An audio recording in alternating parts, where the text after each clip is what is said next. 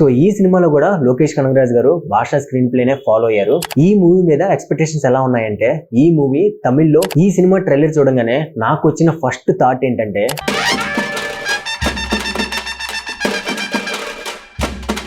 Hello guys, welcome back to open చేస్తే. ఎలా ఉన్నారు? అంతా బాగున్నారా?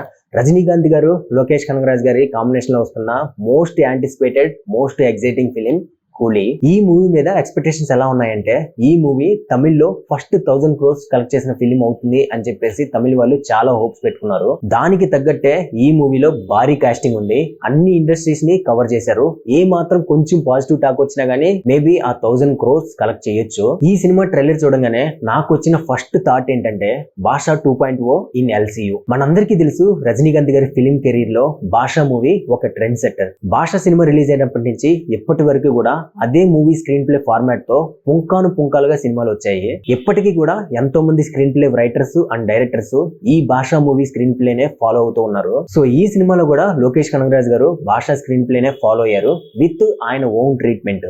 ఈ ట్రైలర్ చూడంగానే ఈ సినిమాలో స్టోరీ ఏమై ఉంటుంది అనేది సింపుల్ గా నాకు కొంచెం అర్థమైంది. అదేంటంటే, సత్యరాజ్ గారి క్యారెక్టర్ ఉంటుంది. ఆయనకు ఒక హ్యాపీ ఫ్యామిలీ ఉంటుంది. ఆయనకి 2 కూతుర్లు, ఒకరు శృతి హాసన్ గారు, ఇంకొకరు రెబా మౌనిక జాన్ గారు. మేబీ సత్యరాజ్ గారు ఒక కాప్ అయి ఉండొచ్చు, ఒక ఎక్స్ కానిస్టేబుల్ అయి ఉండొచ్చు, లేదా ఒక పోర్ట్ లో పనిచేసే ఎంప్లాయ్ అయి ఉండొచ్చు. సో ఆయన ఏదైతే లోకేష్ కనగరాజ్ గారి మూవీస్ లో మనం చూస్తూ ఉంటామో, ఒక drugs and illegal weapons mafia ఉంటుంది. ఆ మాఫియా బిజినెస్ లో ఆయన ఇరుక్కుంటారు. అండ్ అలాగే సత్యరాజ్ క్యారెక్టర్ గారు ఇంకొక కూతురు రెబా మౌనిక జాన్ కి ఏమైనా అయి ఉండొచ్చు, లేదా ఆమెను కిడ్నాప్ చేసి ఉండొచ్చు. నాకు ఎందుకు ఇలా అనిపించిందంటే, ఆమె క్యారెక్టర్ ని ఎక్కువగా చూపించలేదు ఈ ట్రైలర్ లో, జస్ట్ ఒక షార్ట్ లో మాత్రమే చూపించారు.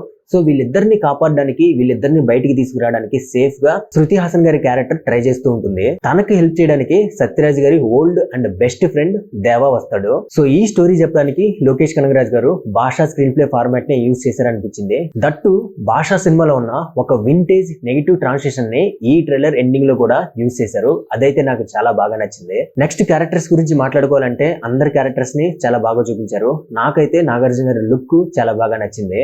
ఆయన ఈ సినిమాతో బాగా హైలైట్ అవుతారు అని అనుకుంటున్నాను. నెక్స్ట్ మెయిన్ గా మాట్లాడుకోవాల్సింది అమీర్ ఖాన్ గారి క్యారెక్టర్. నాకు ఈ ట్రైలర్ లో అమీర్ ఖాన్ గారి క్యారెక్టర్ చూసిన తర్వాత విక్రమ్ సినిమాలో రోలెక్స్ క్యారెక్టర్ గుర్తొచ్చింది. సో ఆ సినిమాలో రోలెక్స్ క్యారెక్టర్ ఎలా ఉంటుందో, అలాగే ఈ సినిమాలో కూడా అమీర్ ఖాన్ గారి క్యారెక్టర్ ఎండింగ్ లో ఒక ఎక్స్టెండెడ్ స్పెషల్ అపీరియన్స్ లాగా ఉంటుంది అని అనిపిస్తుంది నాకు. అండ్ అలాగే ఈ సినిమా ఎల్సీయూ లో ఇంక్లూడ్ అయి ఉంటుంది అని అనుకుంటున్నాను. ఒకవేళ అలా అయితే మాత్రం అది వేరే రేంజ్ లో ఉంటుంది. అండ్ ఫైనల్లీ ఈ ట్రైలర్ గురించి అండ్ ఈ సినిమా గురించి మాట్లాడాలంటే, లోకేష్ కనగరాజ్ గారు ఒక ఇంటర్వ్యూలో చెప్తూ ఒక మాట చెప్పారు.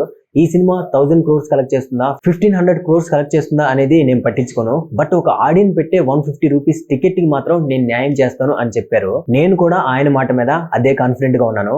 మనం పెట్టే 150-200 రూపీస్ టికెట్ ప్రైస్ కి న్యాయం చేస్తారు అనుకుంటున్నాను. మీరేమనుకుంటున్నారో కామెంట్ లో చెప్పండి. ఈ వీడియో మీకు నచ్చితే ఒక లైక్ కొట్టండి. అండ్ అలాగే మన స్లోగన్ గుర్తుంది కదా, నచ్చితే మెచ్చుకుందాం, అందరితో పంచుకుందాం. So please support and subscribe to open చేస్తే. పక్కనే ఉన్న బెల్ ఐకాన్ ఒకటి మాత్రం అస్సలు మర్చిపోవద్దు. సో నెక్స్ట్ వీడియోలో మళ్ళీ కలుద్దాం. Until then take care, see you all later, bye.